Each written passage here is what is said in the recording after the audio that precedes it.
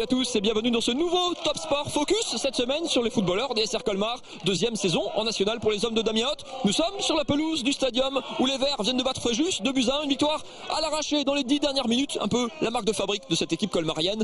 Je vais également vous emmener dans le désert dans cette émission. On va également parler basket, le détail dans le sommaire, tout en images.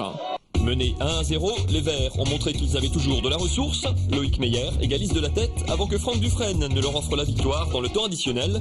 Colmar rigole et s'installe dans la première moitié du classement. Encore victorieux ce week-end, Souffelweyersheim est sur le podium de la Nationale 1. Rencontre avec Stéphane Eberlin, l'entraîneur de cette équipe qui n'arrête pas de surprendre. Enfin, venez vous réchauffer devant les images du Trophée Rose des Sables, un raid 100% féminin mêlant sport, aventure et action humanitaire dans le sud marocain, remporté cette année par un équipage d'Alsaciennes.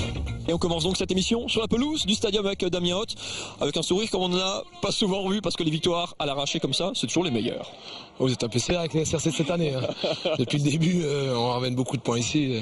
Après, c'est vrai que dans des scénarios comme ça crée beaucoup de joie et d'enthousiasme, c'est évident. C'est vrai que votre bilan à domicile est impeccable. C'est vraiment la force de ces CR Colmar cette année. Vous êtes invaincu à domicile.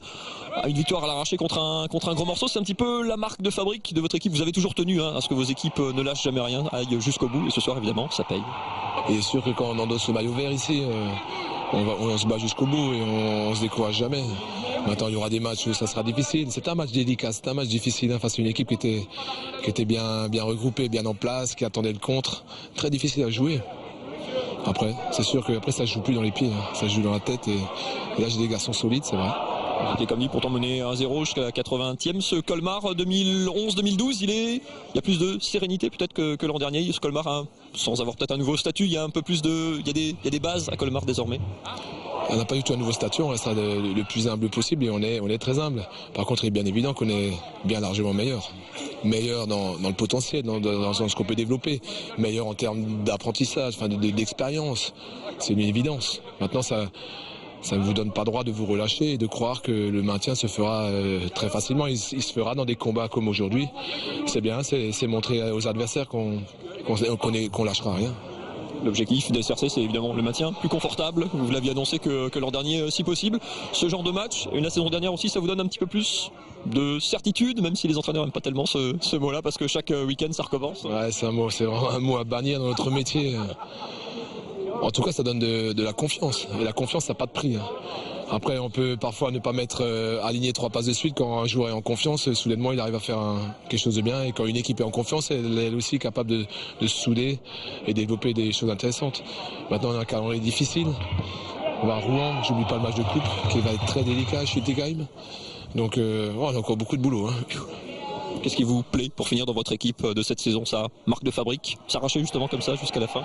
Moi, ce qui me plaît, c'est qu'ils travaillent tous les jours de la semaine pour progresser. Il n'y a que ça de vrai dans la vie et dans le football, c'est progresser.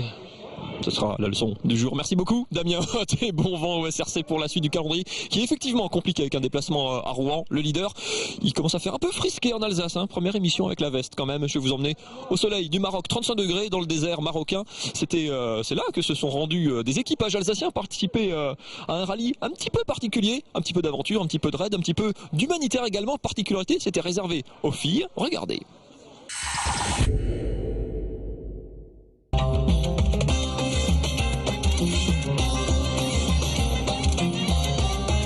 4 équipages alsaciens figuraient parmi les 300 filles au départ de la 11e édition du Trophée Rose des Sables. Une semaine d'aventure dans le sud marocain et une belle surprise à l'arrivée, la victoire pour Maya et Stéphanie qui ont retrouvé l'Alsace jeudi dernier, des images et des souvenirs plein la tête. Ce qu'on s'était fixé comme objectif, nous, c'était de rentrer avant la nuit, chaque jour. Donc on a réussi à le faire. Et puis un beau matin, on s'est réveillé, on était première. Donc voilà, ça c'est la cerise sur le gâteau. C'est vraiment la chose à laquelle on ne s'attendait pas. On n'était pas parti pour gagner, certaines oui. Mais nous, c'était pas notre but premier. Le but premier, c'était les rencontres, l'aventure, les paysages, la rencontre de nos filleuls. Car ce raid a aussi une importante facette humanitaire. Le but, soutenir les populations, nomades ou sédentaires du sud marocain, notamment les enfants, que les participantes peuvent rencontrer au début de l'épreuve. Le principe, c'est que chaque équipage doit ramener avec lui 50 kg de fournitures scolaires et de fournitures d'hygiène. Donc, la majorité des équipages remplissent leur voiture à ras-bord. Donc on a toutes pas loin de 200 kg de fournitures avec nous, en plus de tout le matériel dont on a besoin pour la voiture. Et nous, on était partis pour ça. C'était avant tout pour cette raison. C'est pour ça qu'on l'a fait il y a 2 ans. C'est pour ça qu'on y est retourné cette fois-ci. Le raid lui-même n'est pas purement sportif. Il n'y a pas de chronomètre, seul compte le kilométrage parcouru et donc la qualité de la navigation et de l'orientation dans le désert. Pas de quoi inquiéter nos Alsaciennes qui étaient déjà venues se frotter aux dunes lors de l'édition 2009. On n'a pas de sable d'ici, donc c'est vrai que je crois que c'est le sable finalement qui est le plus... Parce qu'après c'est de la piste, donc la piste, c'est des pistes très cassantes, voilà, faut faire attention, mais c'est quelque chose de roulant, quoi. Mais le sable, ouais, c'est une sensation qui est quand même super sympa, quoi. Bien au-delà du classement, Maya et Stéphanie étaient donc venues retrouver le Maroc et ses habitants, le désert, l'aventure, avec toujours une frustration, on n'en profite jamais suffisamment. Pas assez par rapport à ce qu'on pourrait voir et découvrir. Mais c'est sûr qu'on en a beaucoup plus profité. Il y a des magnifiques paysages, donc... Puis ouais, on était plus jeunes, je pense, qu'en 2009, donc on a pris plus le temps aussi de regarder ce qu'il y avait autour de nous.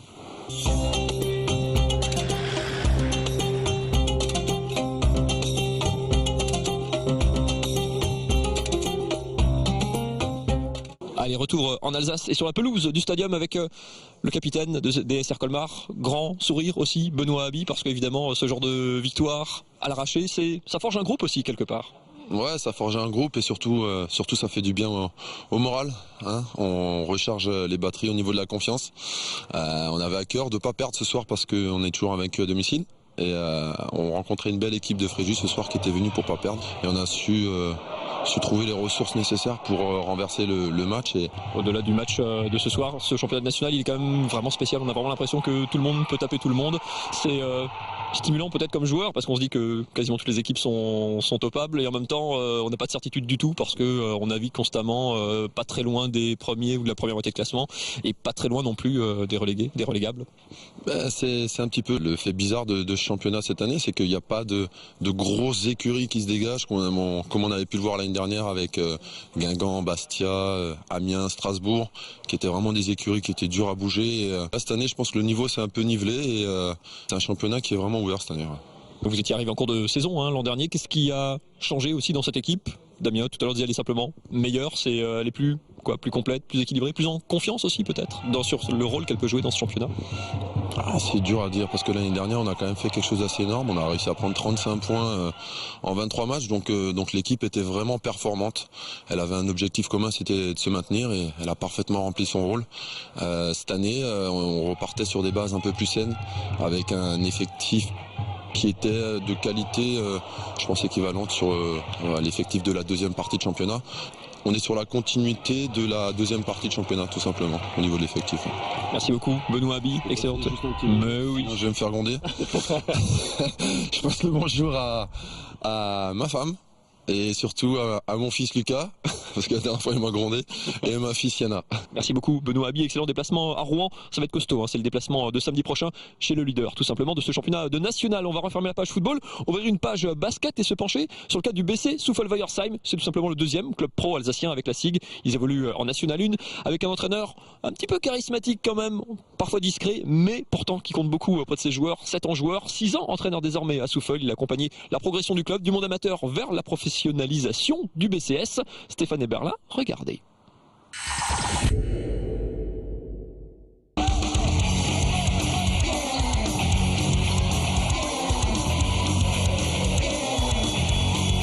C'est une des belles surprises de ce début de saison.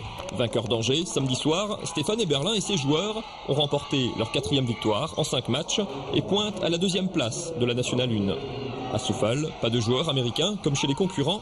La star, c'est l'équipe et le collectif, priorité d'un entraîneur intransigeant. Il aime le jeu discipliné, je pense que le recrutement il a été fait sur ça, on voit qu'on est un petit peu plus discipliné cette année en attaque que les saisons précédentes et on joue à l'image du coach, donc pour l'instant ça marche et j'espère que ça va continuer.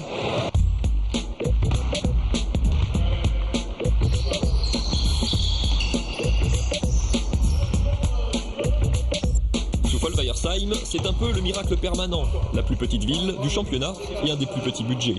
Mais c'est aussi un club et un coach qui montent, vainqueur du trophée Coupe de France à Bercy en 2009, tombeur de Dijon en Coupe et surtout promu en N1 l'an dernier. Un nouveau défi pour le club et pour son entraîneur. Stimulant, oui, parce que voilà, j'ai aussi envie de prouver que je suis capable de coacher à ce niveau-là. Pour moi, personnellement, cette première saison de N1, j'ai un peu appris, parce que c'est la première année où je coachais à ce niveau-là. Mais ça me permet voilà, de faire des choses et d'aller plus loin dans ce que je demande. Parce que aussi j'ai des joueurs qui me le permettent. Voilà. Puis stimulant aussi parce que l'an dernier on était le petit pousset. On s'est maintenu alors que tout le monde nous donnait perdu pour la N1 et qu'on devait normalement redescendre en N2. Car le BCS se fait peu à peu sa place au 3e niveau français et doit s'adapter. Fini la N2 où seuls 1 ou 2 joueurs étaient professionnels. En N1, tout l'effectif est pro, sauf le coach qui travaille toujours à plein temps. Ancien meneur de jeu du club, Stéphane Eberlin a lui aussi dû faire sa mue pour s'imposer. Quand j'étais joueur, j'étais assez introverti. Aujourd'hui, en tant que coach, quand on gère des garçons qui sont pros, il faut se faire respecter, il faut mettre des règles en place. Je crois que depuis que je suis rentré là, je suis sorti un peu de ma coquille. Et voilà, je n'hésite pas à remettre les gens à leur place. Et je crois que c'est surtout dans ce côté-là où j'ai évolué. Et pour lui, comme pour ses joueurs, pas question de s'arrêter là. Après avoir réussi à se maintenir l'an dernier, le club s'est encore renforcé avec 3 nouveaux joueurs et veut maintenant finir dans les 9 premiers pour disputer les playoffs. Un objectif ambitieux, mais dans le sillage de Stéphane Eberlin et de ses joueurs, c'est tout un club dont l'appétit grandit. La pression, c'est vrai que je me la mets un peu aussi tout seul parce que je vois tout le travail qui est fait derrière. Par les bénévoles, les gens qui cherchent des moyens financiers pour faire évoluer le club. Ils ont fait des efforts cette année, donc moi ça m'oblige à avoir des résultats parce que je ne veux pas décevoir tous ces gens qui travaillent dans l'ombre. À l'image de son coach, Souffel n'oublie pas le monde amateur, d'où il vient, mais la vraie question aujourd'hui est plutôt jusqu'où sont-ils capables d'aller ? Et le prochain match à domicile pour les hommes de Stéphane Eberlin, c'est la réception de Charleville. Ce sera le 5 novembre au gymnase des 7 Arpents. L'événement de la semaine, c'est évidemment le match de gala dimanche au Rhenus Célestat qui reçoit Montpellier, le multiple champion de France de handball emmené par les experts et Nicolas Karabatic en tête. N'y comptez pas pour y aller dimanche après-midi, c'est déjà complet et depuis longtemps. Heureusement, session de rattrapage lundi soir 19h sur Alsace 20, 1 heure d'émission spéciale pour revivre le meilleur de ce match et des à côté, l'avant-match. L'après-match, ce sera sur Alsace 20 avec Aurélien Gasser lundi 19h, notez-le bien. On se retrouve nous la semaine prochaine et sur internet www.alsace20.tv. À la semaine prochaine, bye bye.